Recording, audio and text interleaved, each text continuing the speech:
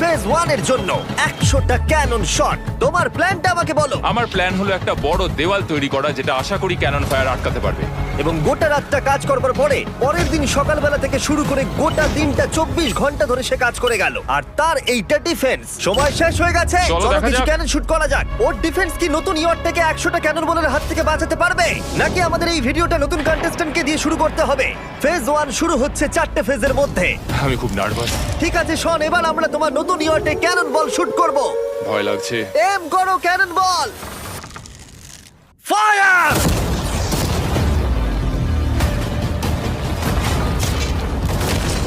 আরে এটা তো কন্টেনার ভেদ করে দিল। ভাই এটা তো স্টোরেজ কন্টেনার ভেদ করে চলে গেল।